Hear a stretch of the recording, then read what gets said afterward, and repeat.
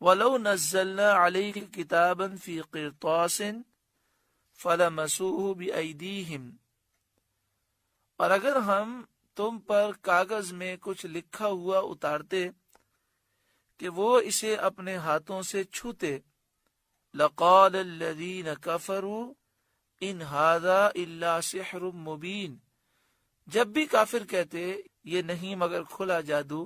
یعنی یہ صرف اور صرف کھلا جادو ہے۔ اس آیت کا شان نزول یہ ہے کہ یہ آیت نضر بن حارث،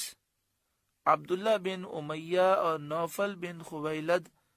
کے بارے میں نازل ہوئی، جنہوں نے کہا تھا محمد صلی اللہ علیہ وسلم پر ہم ہرگز ایمان نہ لائیں گے جب تک کہ یہ ہمارے پاس اللہ کی طرف سے ایسی کتاب نہ لائیں جس کے ساتھ 4 فرشتے ہوں اور وہ گواہی دیں کہ یہ اللہ کی کتاب ہے، اور آپ کے بارے میں گواہی دیں کہ آپ اللہ کے رسول ہیں۔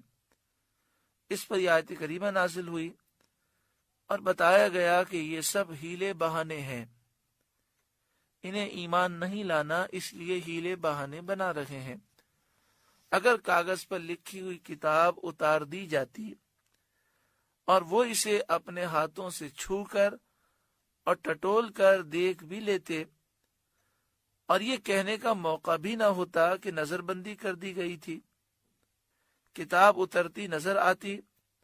پھر وہ اس کتاب کو چھو کر ٹٹول کر یقین کر لیتے کہ یہ کتاب نازل ہوئی ہے،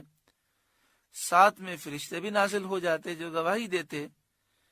پھر بھی یہ ایمان نہ لاتے اور کہتے یہ تو جادو ہے۔ جس طرح انہوں نے شق القمر کو جادو بتایا،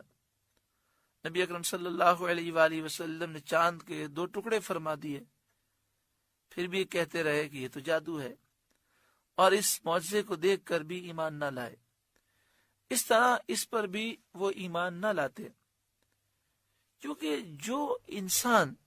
عناداً انکار کرتا ہے، بغض اور عناد اور دشمنی کی وجہ سے انکار کرتا ہے، ضد کی وجہ سے، اسے نشانیاں دیکھنے سے اور معجزات دیکھنے سے کوئی فائدہ حاصل نہیں ہوتا۔ وقالوا، اور وہ بولے، لولا انزل علیہ ملک، ان پر کوئی فرشتہ کیوں نہ اتارا گیا۔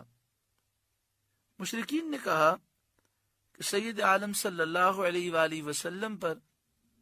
کوئی فرشتہ کیوں نہ اتارا گیا۔ وَلَوْ أَنزَلْنَا مَلَكًا، اور اگر ہم فرشتہ اتارتے اور یہ فرشتہ دیکھ کر بھی ایمان نہ لاتے، لَقُضِيَ الْأَمْرُ، تو کام تمام ہو گیا ہوتا، یعنی عذاب واجب ہو جاتا۔ اور یہ سنت الہیہ ہے کہ جب کفار کوئی نشانی طلب کریں اور اس کے بعد بھی ایمان نہ لائیں تو عذاب واجب ہو جاتا ہے اور وہ ہلاک کر دیے جاتے ہیں۔ ثم لا ينظرون، پھر انہیں مہلت نہ دی جاتی،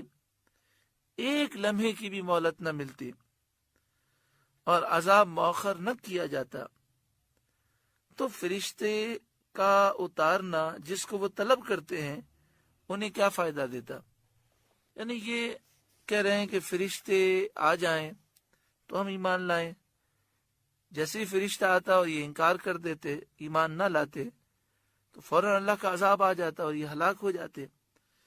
تو فرشتے اترنے کا جو مطالبہ کر رہے ہیں اس سے انہیں کیا فائدہ حاصل ہوتا؟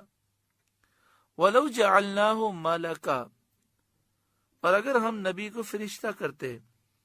یہ ان کفار کا جواب ہے جو نبی علیہ السلام کو کہا کرتے تھے یہ ہماری طرح بشر ہیں، اور اسی وجہ سے وہ ایمان سے محروم رہے۔ انہیں انسانوں میں سے رسول مبعوث فرمانے کی حکمت بتائی جاتی ہے کہ انسانوں کو رسول کیوں بنایا گیا، کیونکہ ان کے منتفع ہونے اور تعلیم نبی سے فیض اٹھانے کی یہی صورت ہے کہ نبی صورت بشری میں جلوہ گر ہو۔ فائدہ اسی وقت لوگ اٹھا سکتے ہیں کہ نبی انسانی صورت میں تشریف لائیں، کیونکہ فرشتے کو اس کی اصلی صورت میں دیکھنے کی تو یہ لوگ تاب نہیں لا سکتے، دیکھتے ہی ہیبت سے بے ہوش ہو جاتے۔ فرشتے کو اگر اصلی صورت میں بھیج دیا جاتا تو یہ لوگ دیکھ نہ سکتے، یا تو دیکھتے ہی ہیبت سے بے ہوش ہو جاتے یا مر جاتے۔ اس لیے اگر بالفرض رسول فرشتہ ہی بنایا جاتا، وَلَوْ جَعَلْنَاهُ مَلَكًا، اور اگر ہم نبی کو فرشتہ کرتے، لَجَعَلْنَاهُ رَجُلًا، جب بھی اسے مرد ہی بناتے، اور وہ انسانی صورت ہی میں آتے، تاکہ یہ لوگ نبی کو دیکھ سکیں، اس کا کلام سن سکیں، ان سے دین کے احکام معلوم کر سکیں۔ لیکن اگر فرشتہ بشری صورت میں آتا تو انہیں پھر وہی کہنے کا موقع رہتا کہ یہ بشر ہے، تو فرشتے کو نبی بنانے کا کیا فائدہ ہوتا؟ وَلَلَبَسْنَا عَلَيْهِمْ مَا يَلْبِسُونَ، اور ان پر وہی شبہ رکھتے جس میں اب پڑے ہیں۔ خلاصہ کلام یہ ہوا کہ یہ فرشتے کو اصلی حالت میں دیکھ نہیں سکتے۔ اگر فرشتوں میں سے نبی بنائے جاتے، فرشتے نبی بن کر آتے تو انسانی شکل میں آتے، مرد کی شکل میں آتے، پھر بھی یہ وہی بات کرتے